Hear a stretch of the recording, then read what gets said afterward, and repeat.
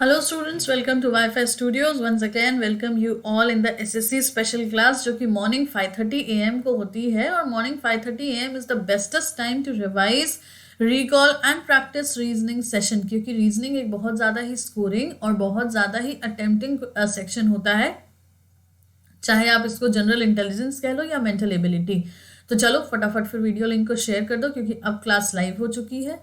हम तैयारी कर रहे हैं CHSL एग्जामिनेशंस की, स्टेनो एग्जामिनेशंस की और CGL एग्जामिनेशंस की, क्योंकि अभी अगर हम बात करें तो आने वाले महीनों में आपको CHSL, स्टेनो और CGL इन्हीं के एग्जामिनेशन 3 से 4 महीने में अलाइन दिखने वाले हैं। तो बस आपको इन्हीं लेवल ऑफ क्वेश्चंस पे प्रैक्टिस करना है। और जैसा कि हम बार बार कहते हैं, रीजनिंग इज समथिंग जिसके लिए अलग से टाइम इन्वेस्ट करने की ज़रूरत नहीं है।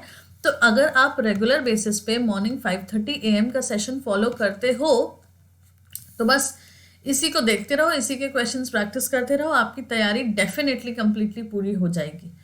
ना सिर्फ ये CHSL, स्टेनो, CGL में हेल्प करेंगे, पर बाकी सारे SSC लेवल ऑफ एग्जामिनेशन, चाहे वो CPO हो, MTS हो, JEE हो, हर एग्जाम में हेल्प करेगा। क्योंकि बिल्कुल मत भूलना, जनरल इंटेलिजेंस या मेंटल एबिलिटी जिसको हम रीजनिंग कहते हैं, बेसिकली ये एक वो सेक्शन है जो कि बाकी सेक्शन से बिल्कुल अलग होता है। यहाँ पे आपके कॉन्सेप्ट्स नहीं होते, यहाँ पे आपके कोई फॉर्मूले नहीं होते, यहाँ पे आपकी कोई डेटा डिटेलिंग नहीं होती। यहाँ सिर्फ और सिर्फ इंस्ट्रक्शंस होते हैं और उन इंस्ट्रक्शंस के अकॉर्डिंग क्वेश्चंस को सॉल्व करना पड़ता है, बस। So this is something very easy to score for, अगर आप अच्छे से प्रैक्टिस करते हो तो। ठीक है, तो ये चीज़ थोड़ी सी ध्यान रखनी है। तो चलो फिर फटाफट सेशन को शुरू करते हैं। सेशन को शुरू करने के साथ ही सबसे पहले हम लोग डिस्कस करेंगे अनअकैडमी के पैटर्न ऑफ क्वेश्चंस का डिस्कशन। अब अनअकैडमी के पैटर्न ऑफ क्वेश्चंस का डिस्कशन करने के लिए मतलब ये हुआ सब्सक्रिप्शन, बेसिकली सब्सक्रिप्शन। अब अनअकैडमी का सब्सक्रिप्शन करने का मतलब सिर्फ और सिर्फ ये है आपका कि जब भी आप अनअकैडमी लर्निंग ऐप को डाउनलोड करो तो वहां पे आपके पास फ्री स्पेशल क्लासेस तो अवेलेबल है। अब फ्री स्पेशल क्लासेस के साथ साथ आप प्लस कोर्स भी अटेंड कर सकते हो। कैसे कर सकते हो वो सोचने वाली बात है, तो उसके लिए सब्सक्राइब करना पड़ेगा। अब जब हम उसके लिए सब्सक्राइब करेंगे तो देखो यार, सीधा सीधा सा मैटर निकल के आता है, किसी भी कोर्स पे क्लिक करना। और जब आप किसी भी कोर्स पे क्लिक करोगे तो ऐसा एक ड्यूरेशन पेज ओपन हो जाएगा। 1 month, 3 month, 6 month, 12 month, 24 month, जितना भी मंथ आपको सुटेबल है आप सिलेक्ट करो, क्योंकि आपने अपने दिमाग में वैसे ही प्रिपरेशन स्ट्रैटेजी बना के रखी है। अब जितना भी महीना आपके लिए सुटेबल है वो आप सिलेक्ट करो, उसी पेज पे अप्लाई करो कोड SMS10। अब SMS10 क्यों? क्योंकि इसको यूज करने से पता है ना सिर्फ आप रीजनिंग पढ़ पाओगे पर आप अदर सब्जेक्ट्स भी पढ़ पाओगे, इसके साथ साथ आप अदर एजुकेटर्स की क्लासेस भी कर पाओगे। और जैसे कि आपको यूट्यूब पे क्लासेस मिलती हैं, देखो बेसिकली यूट्यूब पे और अनअकैडमी पे क्लासेस का डिफरेंस कुछ नहीं, यहाँ भी क्लासेस है, यहाँ भी क्लासेस है। मोस्ट वेरियस डिफरेंस जिसको हम कह सकते हैं वो ये है sink.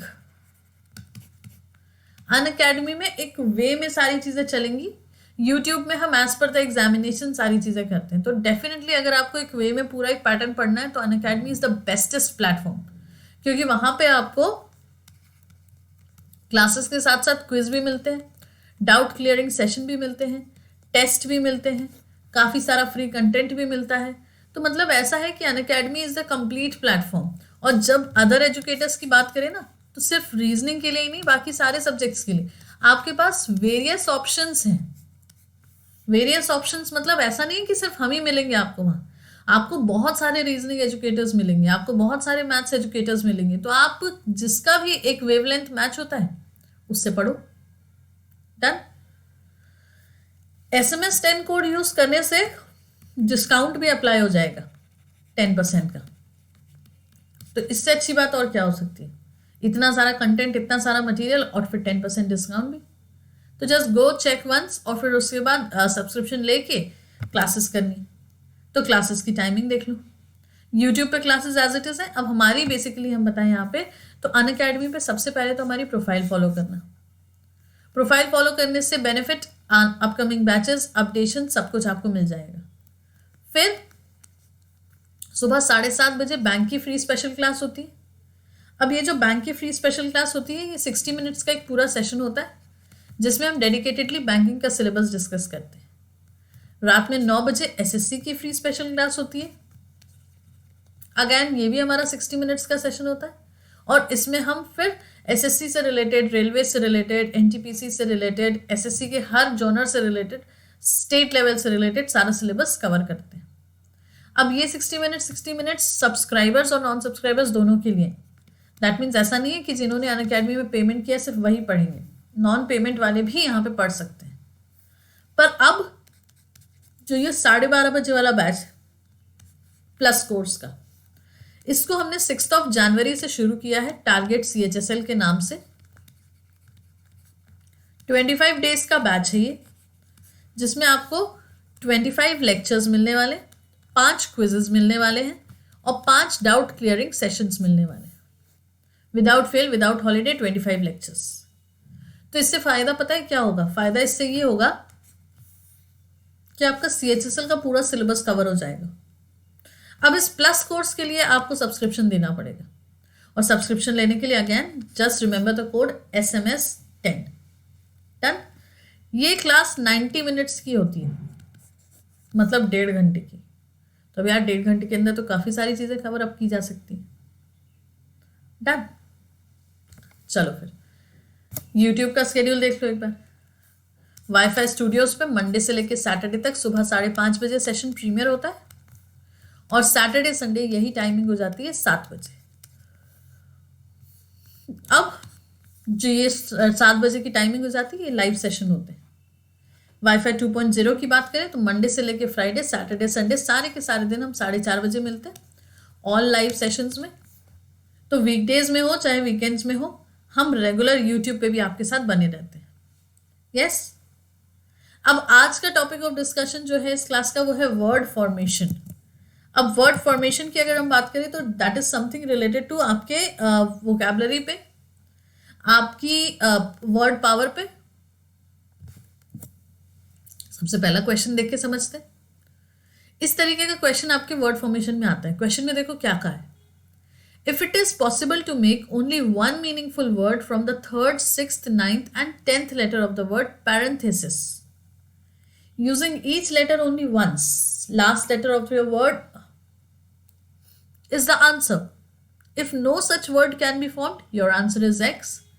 And if more than such word can be formed, your answer is Y. मतलब पैरेंथेसिस के 3रे, 6वें, 9वें और 10वें अक्षर में से केवल एक सार्थक शब्द बनाना संभव है। शब्द का अंतिम अक्षर आपका उत्तर है। यदि ऐसा कोई शब्द नहीं बन पाता तो आपका उत्तर X है और यदि एक से अधिक ऐसे शब्द बनते तो आपका उत्तर Y है। तो अब पैरेंथेसिस में से हमें 3rd, 6th, 9th और 10th को पिक करना है। 3rd, 6th, 9th और 10th, मतलब लेटर कौन कौन से पिक कर लिए हमने? R, T, S, I। अब इससे मीनिंगफुल वर्ड बनाना है। यार तो सिंपल सी बात है, अगर आपकी इंग्लिश स्ट्रांग है, अगर आपको वोकैबुलरी नॉलेज है, तो ही आप इससे मीनिंगफुल वर्ड बना पाओगे, है ना? नहीं तो दिमाग में आएगा ही नहीं कि इससे एक मीनिंगफुल वर्ड होता है स्टर। स्टर का मतलब क्या होता है? स्टर का मतलब होता है घोलना। बात समझे? तो एक बना, बस एक के अलावा कुछ नहीं बनेगा। तो अगर एक ही बनेगा तो यहां पे देखो कहा ही था ना, last letter of your word is your answer. अगर कोई वर्ड नहीं बनता तो X, ज्यादा वर्ड बनते तो Y। तो अभी तो एक ही बना है, तो बस आंसर हो जाएगा हमारा ऑप्शन नंबर A। तो इन सेशंस के अकॉर्डिंग आप ये डिसीजन लो कि एग्जाम में ऐसा कोई क्वेश्चन आपको अटेम्प्ट करना है या नहीं, बट एक बार एग्जाम में पढ़ना जरूर, क्योंकि पता है अच्छी बात ये है इन क्वेश्चंस की कि ये होते बहुत आसान है। वो तो हमें तुरंत स्ट्राइक नहीं करता, इसीलिए गड़बड़ हो जाती है। क्योंकि आप में से सबको पता होगा स्टर का मतलब घोलना होता है, स्टर इज अ वर्ड। पर इन लेटर्स को देख के कभी ध्यान नहीं आएगा, वो थोड़ा सा दिमाग लगाना पड़ेगा। यस, चलो अगला देखिए। If it is possible to make a meaningful word with 1st, 4th, 7th, 11th letter of the interpretation, which of the following will be 3rd letter of that word? If more than one such word can be made, give M as the answer. And if no such word can be formed, give X as the answer. Interpretation शब्द के पहले, चौथे, सातवें और 11वें अक्षरों के साथ एक सार्थक शब्द बनाना संभव है, तो उस शब्द का तीसरा अक्षर निम्नलिखित में से कौन सा होगा? यदि एक से अधिक ऐसे शब्द बनाए जा सकते तो उत्तर के रूप में M दे, और यदि ऐसा कोई शब्द नहीं बनता तो उत्तर के रूप में X दे। तो चलो, first, fourth, seventh, 11th, second, third, fourth, फिर fifth, six, seventh, 8, 9, 10th, 11th। अब क्या हुआ? ये ITR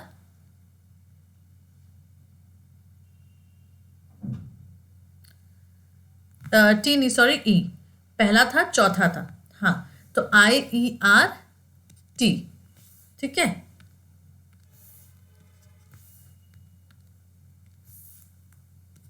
ये हो गया।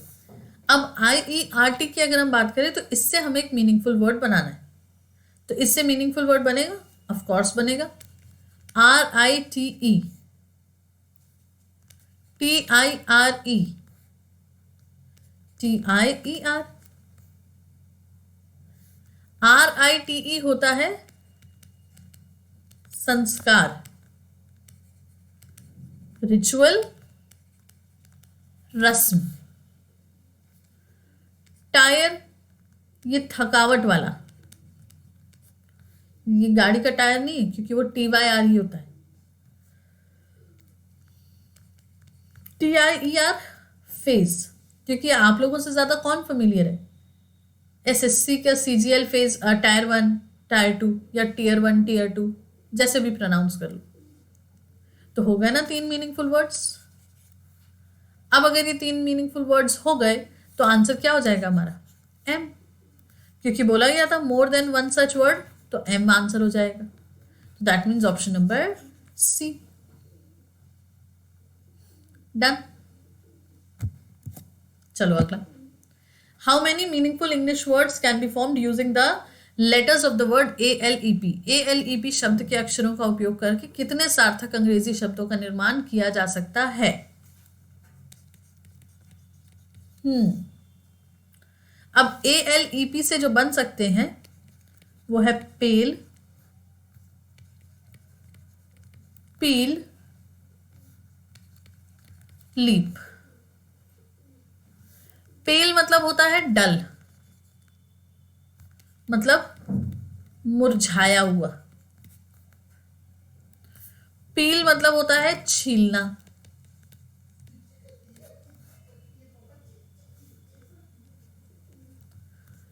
लीप की बात करें तो लीप हो गया आपका अधिवर्ष,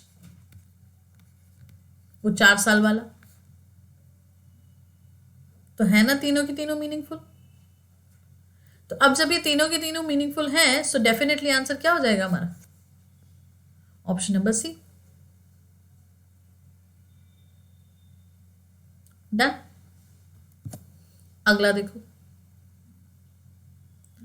how many meaningful English words can be made with the letters IFEL using each letter only once in each word।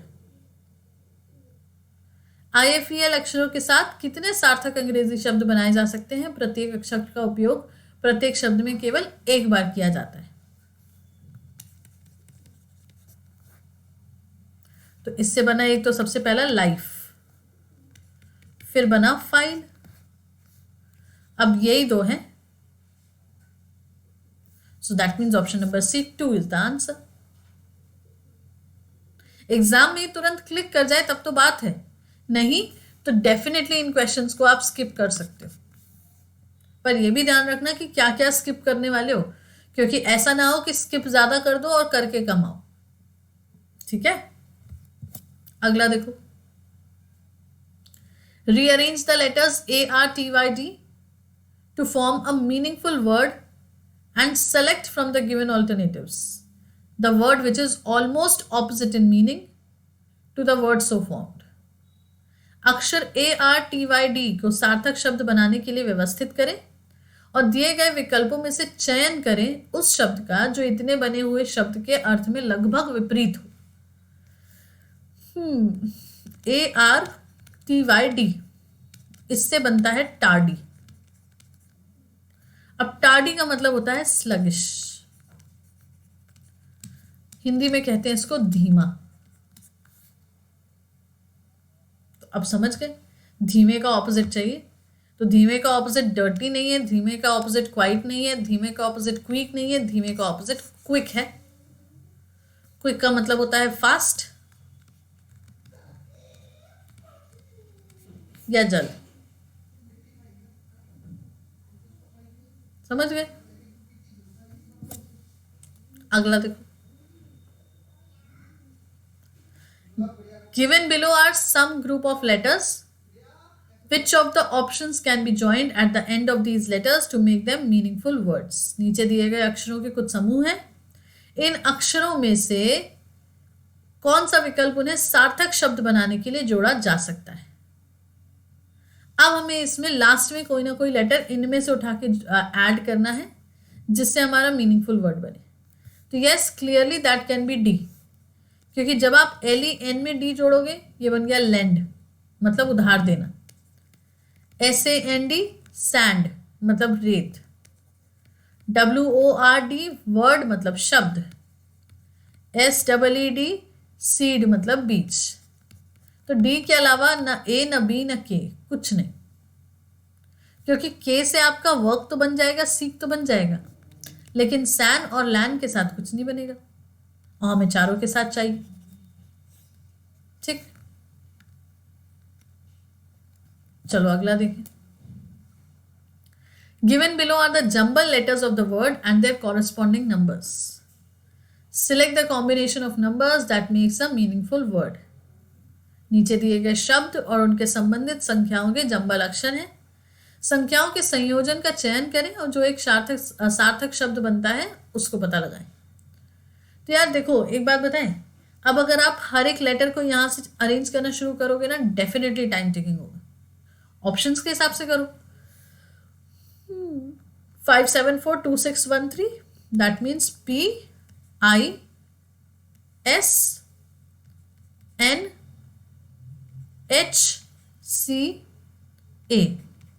ये तो कोई वर्ड ही नहीं बना। फिर 2375416, NAIPSCH,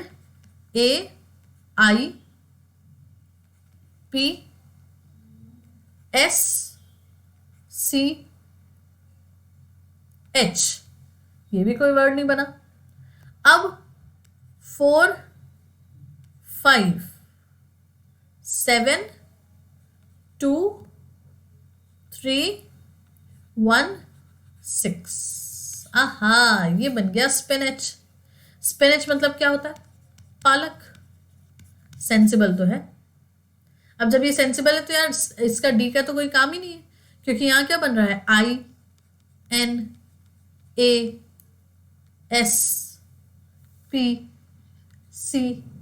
INASPCH।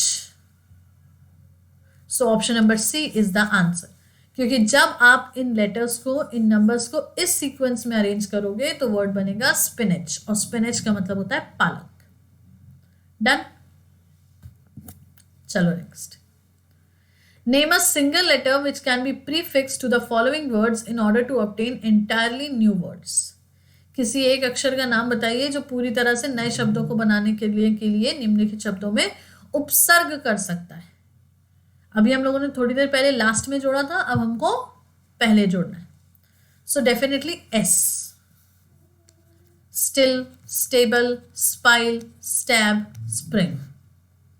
और कोई वर्ड लेटर ऐसा नहीं है जो इनको मीनिंगफुल वर्ड बनाए। डन। अगला, identify the single letter which when remove from the following words from the new words. एक अक्षर को पहचाने जो दिए गए शब्दों से हटाए जाने पर नए शब्दों का निर्माण करे। अब मिंक, लैंप, टीम, वॉर्म में से कोई एक ऐसा कॉमन लेटर हटाओ जिससे बाकी के बचे हुए लेटर से एक मीनिंगफुल वर्ड बने। तो यार एल को पहले एलिमिनेट कर दो, इसीलिए क्योंकि लैंप में बस एल है, बाकी तो कहीं है नहीं। आर को क्योंकि आर भी आपका वॉर्म में है, बस बाकी तो कहीं नहीं है। ए को भी क्योंकि वॉर्म में है, टीम में है, लैम्प में है, मिंक में तो है ही नहीं। तो बचा क्या फिर? Option number D, M. अब यहां से हमने एम हटा दिया, ये भी एम हटा दिया, ये भी एम हटा दिया, ये भी एम हटा दिया, तो क्या बच गया? Ink, lap, T, war. अब मीनिंग तो पता ही है, इंक मतलब स्याही, लैप मतलब गोली, टी मतलब चाय, वॉर मतलब लड़ाई। ठीक, अगला देखें। Make a meaningful word of the given responses. दिए गए अक्षरों से एक सार्थक शब्द बनाएं, मतलब ब्लैंक्स में फिल करके। तो ये हो जाएगा हमारा ऑल्टर। ऐसे तो हो गया ऑल्टर, लेकिन आप चलो ऑप्शंस के हिसाब से भी रख सकते हो। ALSET, ये कोई वर्ड नहीं होता। ALLET, ये भी कोई वर्ड नहीं होता। ALMER, ये भी कोई वर्ड नहीं होता। तो we are left with only one option, that is TR। ठीक, चलो नेक्स्ट। How many meaningful English words can be made with the letters OEHM using each letter only once in each word. OEHM अक्षरों के साथ प्रत्येक शब्द में केवल एक बार ही कितने सार्थक अंग्रेजी शब्द बनाए जा सकते हैं? OEHM से बनता है आपका होम, HOME। ठीक है, HOME।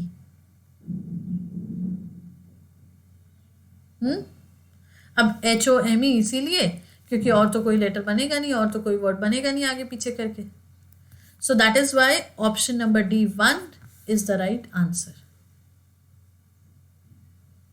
डन। चलो अगला। From the given alternative word select the word which can not be formed using the letters of the given word. दिए गए विकल्पों के शब्दों से दिए गए शब्द के अक्षरों का उपयोग करके किस शब्द का निर्माण नहीं किया जा सकता? सो यस, त्रिवेंद्रम में से ड्रंक नहीं बनाया जा सकता, क्योंकि यहां क्लियरली पता चल रहा है कि त्रिवेंद्रम में के नहीं। Next.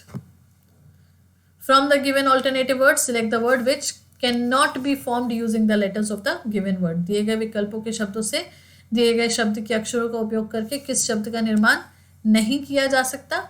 So that word is permit, क्योंकि डिपार्टमेंट में आई नहीं है। From the given alternative word select the word which can be formed using the letters of the given word. दिए गए विकल्पों के शब्दों से दिए गए शब्द के अक्षरों का उपयोग करके किस शब्द का निर्माण किया जा सकता है? रीनल नहीं किया जा सकता क्योंकि L नहीं है। हिंड नहीं किया जा सकता क्योंकि D नहीं है। हॉर्स ऑफ कोर्स किया जा सकता है। श्योर नहीं किया जा सकता क्योंकि U नहीं है। तो बस option number D, horse, HORSE। Done. One more question. From the given alternative words, select the word which can be, again, can be formed using the letters of the given word. निर्माण किया जा सकता है। तो chocolate से कौन सा word बन के आएगा? टेल नहीं होगा क्योंकि डबल L है। हेल्थ नहीं होगा क्योंकि डबल H है। लेट होगा ऑफ कोर्स। कूलर नहीं होगा क्योंकि R तो है ही नहीं। सो बस LATE, late is the right answer. Done. तो ये हो गए हमारे वर्ड फॉर्मेशन के 15 क्वेश्चंस। अब क्लासेस की टाइमिंग बाकी सारी आपको पता ही है। 7:30 बजे 9 बजे फ्री स्पेशल क्लास बैंक और SSC की। 12:30 बजे plus course SSC CHSL target करते हुए। डन। यूट्यूब का शेड्यूल एज इट इज है। सेशन पसंद आया है तो लाइक करेंगे, शेयर करेंगे, चैनल को सब्सक्राइब करेंगे और इसी तरीके से डेली बेसिस पे 5:30 AM पे सारे के सारे सेशंस देखते रहेंगे। That's all for now. Keep practising. Thank you so much.